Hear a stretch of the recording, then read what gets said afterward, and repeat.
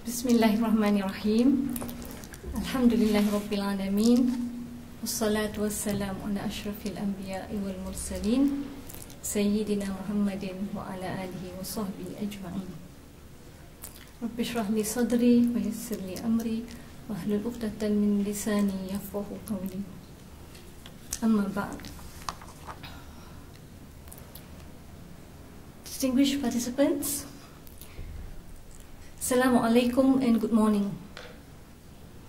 Indeed, it's an honor for me to be here today at the second Islamic Wealth Management Symposium. I wish to thank Labuan IBFC, BNP Paribas INSIAF Center for Islamic Wealth Management for inviting me to share with you some insights on Labuan IBFC's International Waqf Foundation. Alhamdulillah, as we can see, Islamic finance is expanding its global footprint. The core principles underlying Islamic finance, in terms of its direct linkages to real and sustainable economic activity, advocating risk and reward sharing between the rich and the poor to minimize inequality, emphasis on principles of morality and ethics in business conduct, as well as rules for fair dealing and justice, are becoming increasingly more appealing as the way forward for the global financial community. The global Islamic financial services industry has been growing at a compounded average growth rate of 17.3% over the last 5 years. And going forward, the industry is expected to expand further, with total assets projected at nearly $3.5 trillion by 2018. Islamic finance is now present in 70 countries, characterized as mainstream relevance or a niche presence, while others are engaging with regulators or building the conceptual framework for Islamic finance in their respective jurisdictions. Beyond the key jurisdictions of Malaysia and the GCC, Islamic finance is now making significant inroads into other parts of the world. In Japan, for example, the regulator is considering allowing banks to provide Islamic products in the domestic market. Philippines plans to issue its first sukuk. The Commonwealth of Independent States, CIS countries, are emerging as another new region of opportunity for Islamic finance. In Kazakhstan, for example, regulatory changes are being made to support Islamic finance and sukuk issuances. Russia has adopted new regulations to attract Islamic financial institutions from the Middle East and Asia.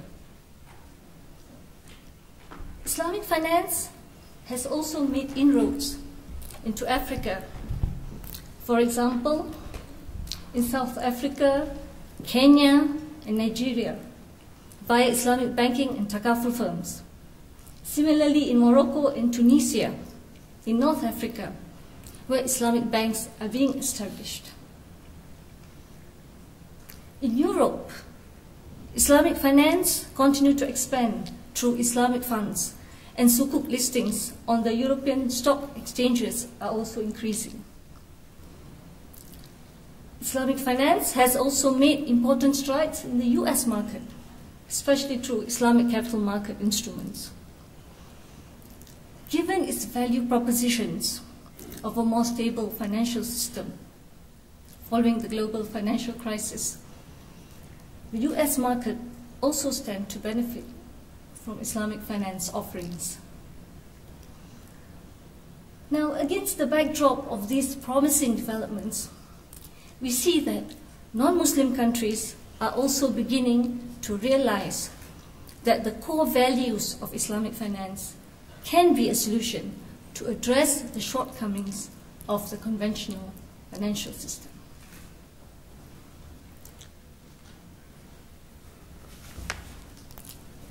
Another interesting trend we are witnessing in these jurisdictions where Islamic finance is gaining prominence is the rising population of high net worth individuals. In the World Wealth Report, it has been reported that in 2013, the number of high net worth individuals in the Asia-Pacific region has reached 4.3 million people with total value of wealth of $14.2 trillion.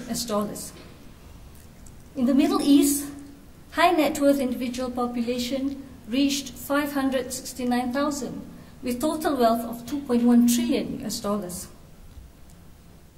In Europe, the number of high net worth individuals are about 3.8 million with total wealth of $12.4 trillion. And in Africa, there are about 140,000 high net worth individuals, total wealth of $1.3 trillion. These developments set the stage for Islamic finance to play a more important role in wealth preservation and management of high net worth individuals in all these regions. And one of the vehicles for wealth preservation and management that has already been embedded in Islamic finance is the concept of Waqf.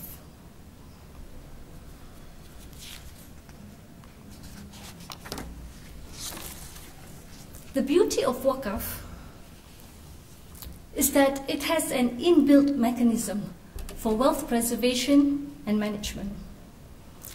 The word Waqf itself is used in Islam in the meaning of holding certain property and preserving it so that benefits continuously flow to specified beneficiaries for religious, charitable, or pious purposes, as recognized by the Sharia, for the pleasure of Allah subhanahu wa ta'ala. One of the evidences of Waqf can be found in the Sunnah of Prophet Muhammad sallallahu alaihi wasallam. It was narrated by Ibn Umar that Umar ibn al-Khattab radiyallahu anhu got some land in Khaybar, and he went to the Prophet sallallahu alaihi wasallam to consult him about it, saying, "O Rasulullah, I obtained some land in Khaybar, better than which I have ever had. What do you suggest that I do with it?" And the Prophet ﷺ said, "If you like, you can give the land as an endowment. In other words, as Waqf, and give its fruits in charity." And hence, Umar gave it in charity as an endowment on the condition that it will not be sold, given as a gift, or inherited.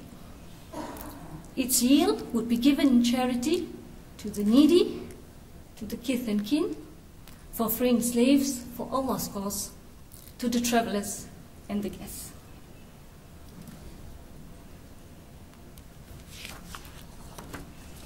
In the current environment, Waqf can be incorporated using internationally recognized foundation laws. Similar to a foundation, Waqf has a legal personality and financial liability, which makes it capable of giving and accepting commitments. Now, there are distinct advantages of incorporating Waqf using foundation laws. Firstly, it gives the founder or the Waqif a structure with legal certainty for the proper control and management of his Waqf in accordance with his wishes, but of course following Sharia principles on Waqf. Secondly, it allows the Waqif or the founder flexibility and exclusive control over how he wants to structure his Waqf foundation, how to handle, manage, and distribute the assets, and how to preserve it for a long-term period.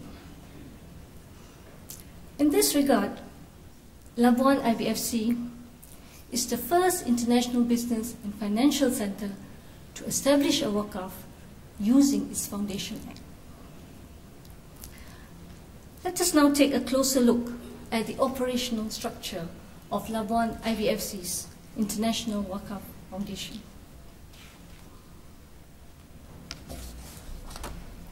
Labuan IBFC's International Waqf Foundation, in short I will call it LIWF, is essentially an Islamic foundation.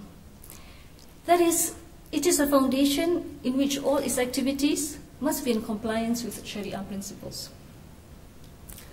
But in addition to that, the LIWF has a unique characteristic that it is to hold and manage Waqf properties, that is, the properties that are endowed into the foundation by way of Waqf for identified beneficiaries based on Sharia principles on Waqf. Hence, the foundation is not only governed by Sharia principles, but it has an added dimension of adhering to the specific Sharia principles on Waqf. The Waqf Foundation can be utilized for private Islamic wealth management, charitable purposes, and to promote financial inclusion. It can be established under Section 107 of the Labuan Islamic Financial Services and Securities Act 2010. And at the same time, all the provisions of the Labuan Foundations Act 2010 shall apply to the Waqf Foundation unless otherwise provided in the Charter. In this connection, Labuan IBFC has a unique advantage of having legislations covering both Islamic and conventional financial products and services. And for its Islamic financial products and services, the rulings of the Sharia Supervisory Council of Labuan Financial Services Authority can be used as a reference in the court of law.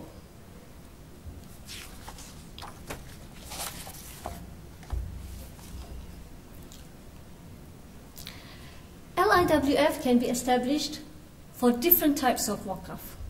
For example, charitable Waqf, Al-Waqf Al-Khairi, where the Waqf income or the usufruct is dedicated for a charitable purpose.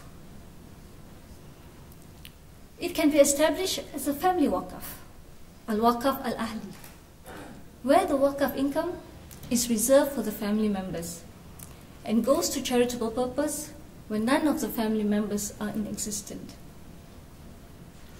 In a joint Waqf, Al-Waqf Al-Mushtarak, the Waqf income is shared between family members and charitable purpose. And in a self-dedicated Waqf, Al-Waqf Al-Nafs, Waqf income is retained by the founder as long as he is alive, and it will go to charity after his death. In addition to these four kinds of Waqf, LIWF can be established for any other types of Waqf, provided that it is recognized by the Sharia. So for the Waqf Foundation, the recipient of the charitable purpose shall be defined by the founder and endorsed by the Sharia advisor of the Waqf Foundation. This is to ensure that the charitable purpose is in accordance with the Sharia principles on Waqf.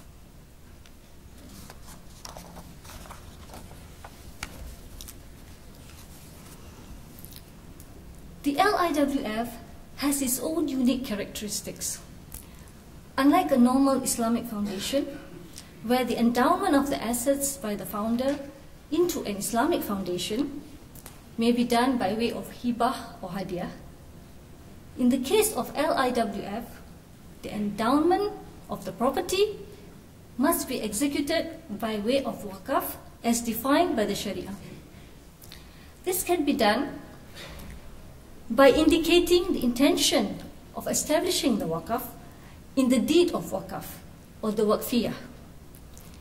And in the context of a foundation, the Waqfiyah is the charter of the foundation. The Waqf property is to be preserved by the foundation while only the income of the property is distributed to the beneficiaries. Another characteristic of LIWF is that the Waqf Foundation shall act as the trustee, as the Nazir or Mutawalli of the Waqf. The foundation is the manager or the superintendent of the Waqf property and has legal, moral, and religious obligations to take care of the Waqf property. We will elaborate on that later when we talk about the Waqfiyah. In addition, there must be a clearly executed legal transfer of ownership of the property from the founder to the Waqf Foundation. And hence, any property endowed to LIWF is owned legally and beneficially by the Waqf Foundation and shall cease to be the property of the founder. The property is to be utilized solely for the purposes and objectives stated in the Waqfiyah or the deed of the Waqf. The duration of the Waqf Foundation can be perpetual or for a specified period of time. In principle, Waqf should be perpetual. However, temporary Waqf is also permissible where the founder desires to get back his property after a specific period. Permissibility of temporary Waqf is based on the viewpoints of the Maliki and the Imamiyah schools of fiqh. Such viewpoint is based on the fact that a temporary Waqf can also fulfill its charitable objectives. Benefits can still be generated from the Waqf throughout its specified period. It can also benefit the Waqif since he may need his property in the future. Furthermore, by temporary Waqf, we can encourage Waqf practicing and hence contribute to fulfillment of the present need for charitable institutions.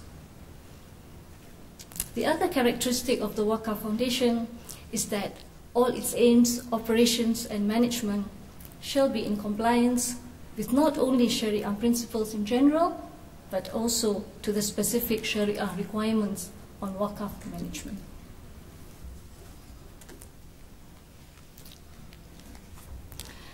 The operational structure of LIWF is quite straightforward, like a normal foundation, where the founder will endow the assets into the foundation by way of Waqf. And the Waqf Foundation will act as the trustee or mutawalli of the Waqf. In this regard, the charter or the Waqfiyah of the foundation will set out the parameters within which the Waqf Foundation should be governed and managed.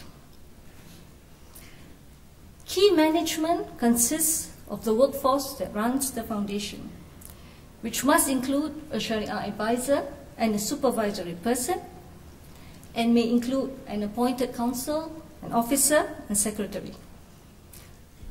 The income derived from the management of the Waqf property will then be distributed to the beneficiaries. The beneficiaries of the Waqf Foundation shall be identified by the founder and also endorsed by the Sharia advisor to ensure that it is consistent with what is desired by the Sharia.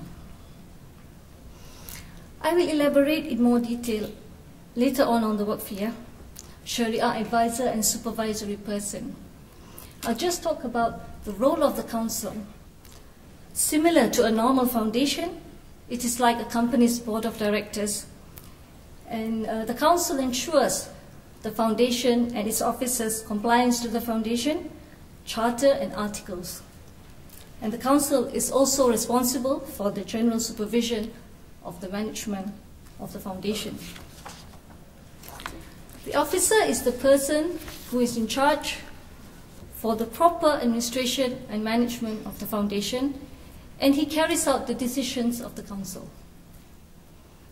And the secretary performs all the secretarial functions, including filing and lodging of documents with Labuan Financial Services Authority. In this regard, it is a requirement to appoint a licensed Labuan Trust Company as the secretary of the foundation.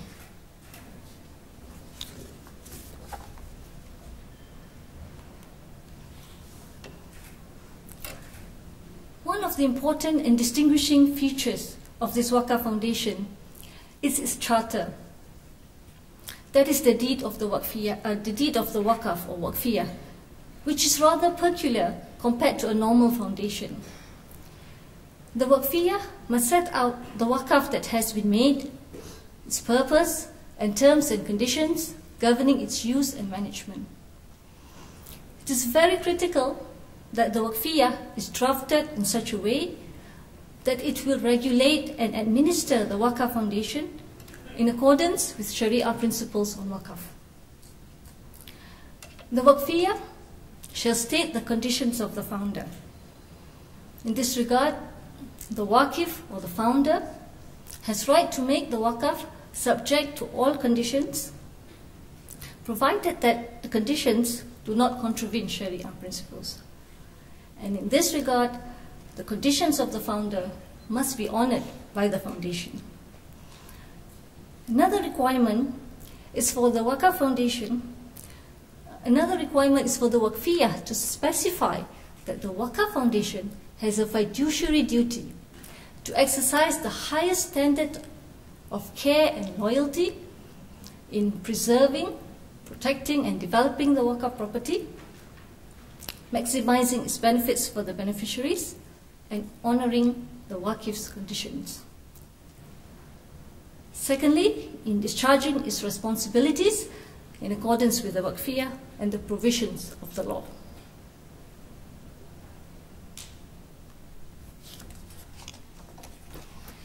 In the context of family Waqf or joint Waqf, where the Waqf beneficiaries are specifically named, the Waqfiyah shall specify the successors upon the death of the named beneficiaries.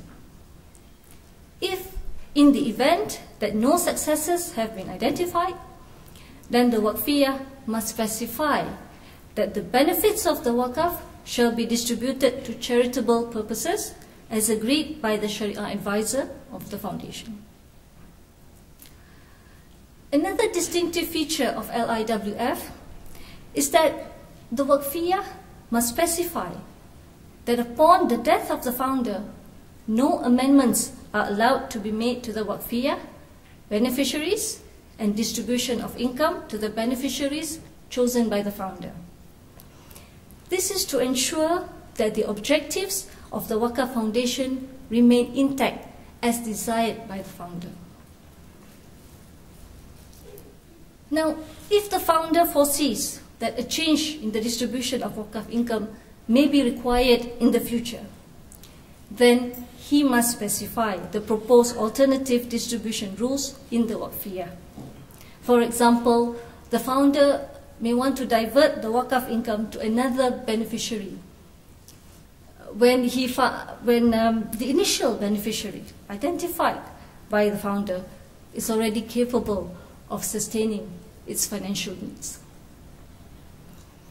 And in the event when the Waqf Foundation is dissolved and no beneficiary is identified to receive the remaining Waqf property, then the Charter or the Waqfiyah shall specify that the remaining properties be distributed to charitable purposes.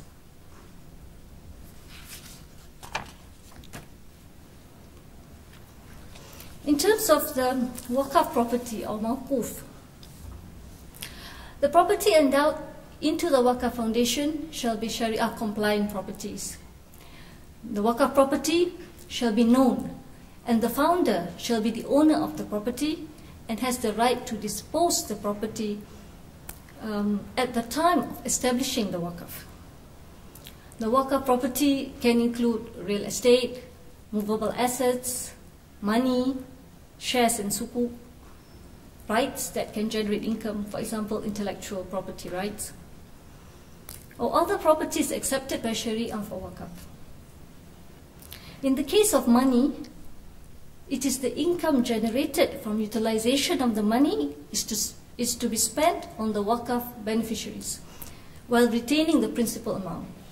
And similarly for shares and sukuk, it is the income that is earned by the shares or sukuk is to be spent on the Waqf beneficiaries. And once the properties have been endowed into the Waqf Foundation, the Foundation shall ensure that the properties are developed, managed, and invested in accordance with Sharia requirements on Waqf.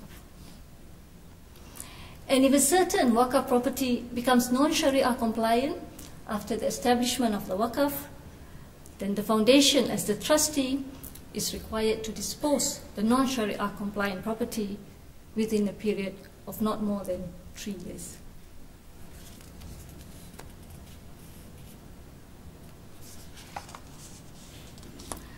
The next section talks about governance and management of LIWF.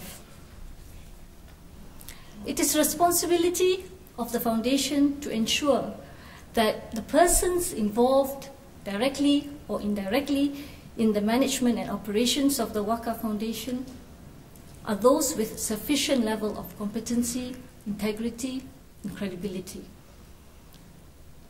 As part of the requirements, it is important for the Waqf Foundation to be governed by a satisfactory code of ethical conduct, which shall address the need for the Waqf Foundation to act in good faith, with prudence and higher standard of care and loyalty, in the best interest of the founder and beneficiaries, maintain independence and objectivity, as well as avoid conflict of interest.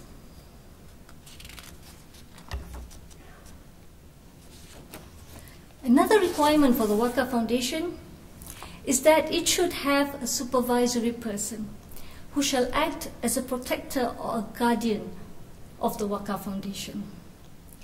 The supervisory person shall have supervisory powers over the council and officers of the Foundation to ensure that the objective of the Foundation is fulfilled in accordance with the Waqfiyah and the law.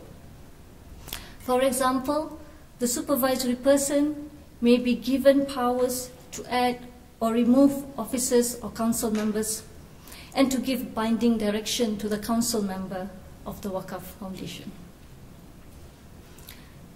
The respective roles and responsibilities of the founder, the supervisory person, council, and the officer of LIWF must be clearly defined and understood to ensure accountability, avoid overlaps, and ensure efficiency. In addition, the Waqf Foundation is required to have a clearly defined succession procedure. For example, in the absence of the founder, for any reason due to illness, incapacity, or death, the supervisory person can be given the rights of the founder and can act on behalf of the founder. But he does not have the right to amend the Waqfiyah, to change the distribution, to change the beneficiaries and the distribution of income to the beneficiaries chosen by the founder.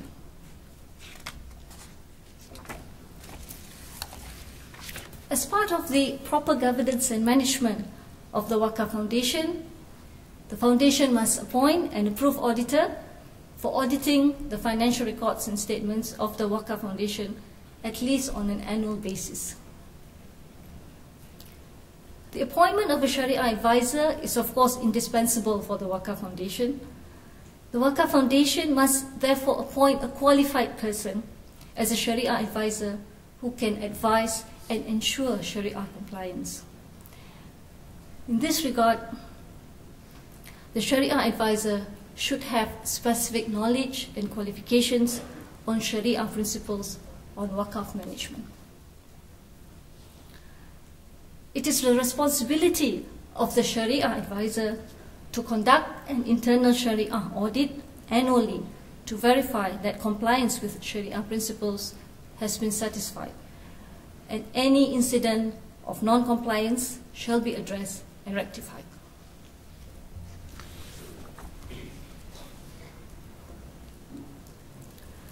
When we talk about the investment of the Waqf property, the Waqf Foundation must ensure that the investment of the Waqf properties comply with Sharia and conditions of the founder. The investment strategy chosen must be suited to the type of Waqf, as well as capable of actualizing the benefits intended by the founder. The strategy must be able to ensure the perpetuity of the Waqf and its continuous flow of its benefits to the beneficiaries.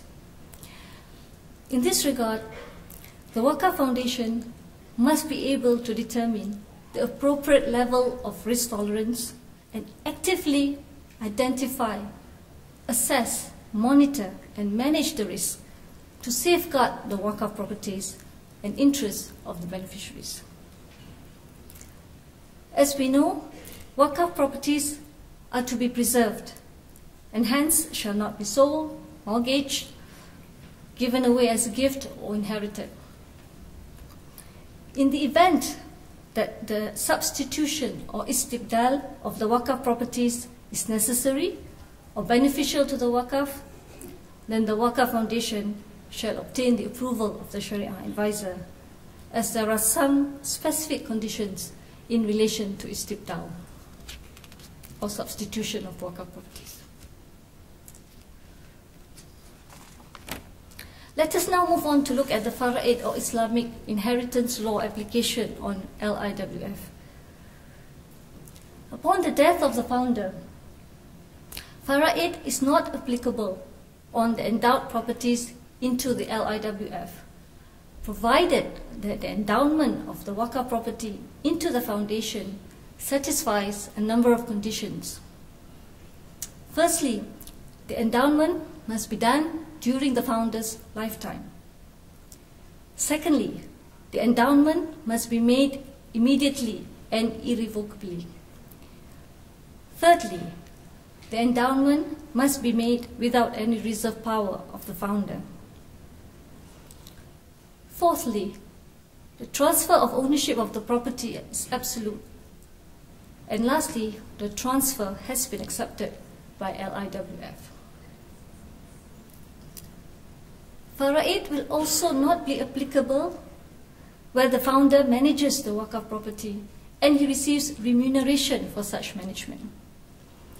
However, if the founder is one of the beneficiaries in the Waqf Foundation, then Fara'id would be applicable on the portion of the Waqf income that the founder is entitled to. In addition to all this, I wish to highlight that there are some other additional requirements for a charitable LIWF that solicits donation from the public, such as the need to provide information memorandum for the public, an annual public disclosure of information on the management of the Waqf, so on and so forth. I will not elaborate in the session on those requirements. Similarly, there are also requirements relating to LIWF that involve Malaysian founder or Malaysian properties. In this connection, the necessary approvals must be obtained from the relevant authorities, such as the respective Land Office or Majlis Agama Islam Negeri-Negeri or Labuan Financial Services Authority, wherever applicable. If you're interested to know more about Labuan IBFC's International Waqf Foundation, please refer to our guidelines, our sample waqfiyah, and legislations which are available on our website.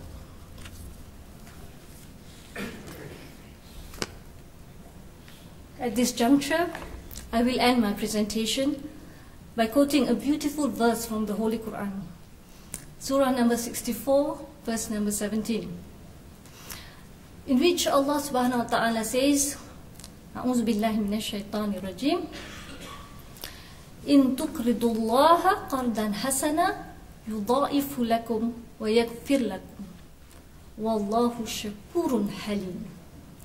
If you lend to Allah a beautiful loan, that is, if you spend in Allah's cause, He will multiply it for you and forgive you.